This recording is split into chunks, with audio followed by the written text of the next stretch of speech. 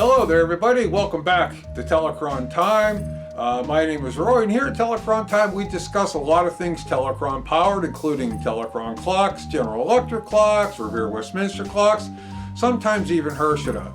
But you know what, I'll tell you, I've been lucky the past month or so because I have restored quite a few rare Telechron powered clocks, and today is absolutely no exception. I want you to take a look at this beauty right here. Let me see if I can get it into the camera correctly. There, whoop, no, wait, we're getting there. Oh. Okay, there we go. Okay, so what we're looking at right now, this is a 1937 Telechron model 5F03. It was known as the Brandon. It's a very, very unique clock, very cool clock. We're going to be taking a look at this clock more closely. So let's not hem-haw around. Let's get started on it. So this clock belongs to a gentleman by the name of Jim D, and he's out of Hopeville, Massachusetts. How you doing, Jim? This morning I plugged this clock in to make sure that the rotor was running. You can see that the clock is keeping proper time. There is a couple interesting things about this clock I want to point out. This is actually like 3 clocks. Actually, if you were to go ahead and take these 2 stands away and just take this middle piece, what you would have is you would have what was called the Doric. It was the 5F51. Obviously you do have the Brandon here with the 2 extensions on it, but one thing I did notice on this is that this particular bezel with the world's tiniest screws in it, I can tell you right now that this is off of a 4F67 Embassy.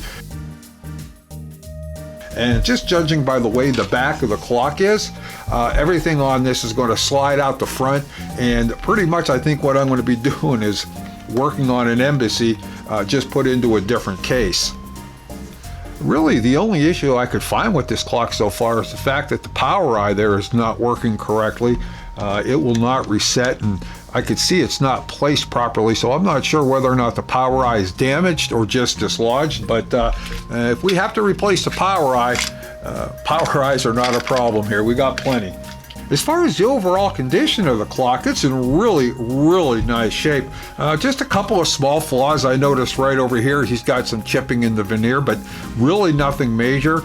There's no dents, no bruises, no deep scratches on this clock. Really, I think the only thing it needs is, it just needs a little TLC. The wood on this is just very, very dry. I could see on the maple part up here, this is very, very dirty. So all of this needs to be cleaned off, but when we're done with this clock, it should be a really, really nice piece. So let's get to work on it and see how it comes out. So I just want to make a quick insert here. So I did get the movement out, and I was right. This is really basically nothing more than an Embassy movement on here. The only difference is the Embassy would have a brass can that would go over the top like this with a little foot on there to hold it, so it would just sit like that. But that's really not the most important thing. What's really unique about this, and let me pull a little bit more of this power cord out, is that this is the original F rotor. F, not an H rotor, but this is the F rotor. You could tell because it has the 2 support stands right there. So this is still running the original rotor, and the fact that this is the original power cord on here tells me that nobody has ever been into this clock before.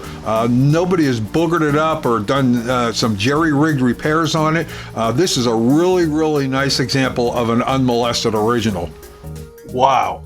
I never noticed this when I inspected the clock, but the horizontal surfaces were just embedded in decades of nothing but dirt. All I did here was to spray some of my cleaner on the top, and I didn't even wipe it. When the cleaner started to run, it took the muck with it. I used a 3/0 steel wool to finish cleaning all the horizontal areas on this clock, and take a look at the difference here. Look at the graining on that maple. Absolutely beautiful. Hard to believe that this has been buried all these years.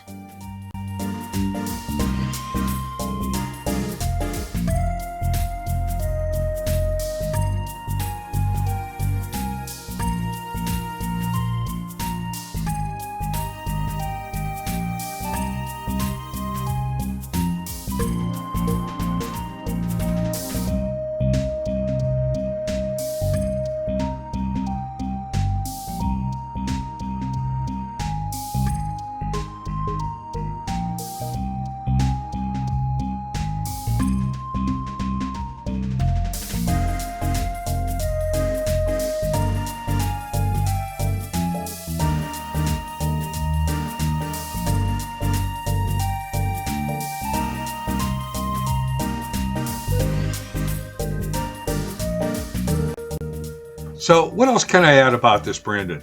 Well, one thing I always hesitate to do is to classify any clock as Art Deco. I think the term Art Deco is one of the most abused and overused terms when classifying most Telechron-powered clocks. In my opinion, I think it's one of two things. The first is an attempt by the seller to make you believe the clock is something that it's not in an attempt to make it appear more valuable.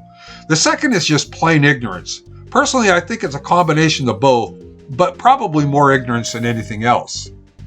Let me give you an example. When you think of Art Deco, what comes to your mind is something like this early 1930s Telechron electroalarm. Its sharp geometric shapes, bright coloring, and contrasting overlays definitely reflects the look of the Art Deco period.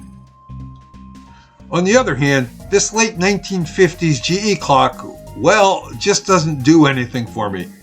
However, if it has different shaped numbers on the dial or oddly shaped hands, well then to most sellers, it most certainly has to be Art Deco and worth a lot of money. Lastly, I want to bring up the fact that Jim Lynch in his book Electrifying Time reports that only 2,600 of these clocks were sold. This is one time I think those numbers hold true, as I scanned my records all the way back to 2005 and have no record of ever working on one. So like you, this is the first time I've ever had the opportunity to see one firsthand. Now, I'm not stating that no others exist, but to find one fully intact like this and in this condition is certainly rare indeed. So that's all I have for you concerning the Brandon. I want to thank you all for spending a few minutes with me to view this great piece of American history, and I especially want to thank Jim from Hopedale, Massachusetts for sharing this clock with us. Hey, and as long as people keep sending me interesting Telechron-powered clocks to work on, I'm happy to present them to you. So we'll see you on our next clock. Take care.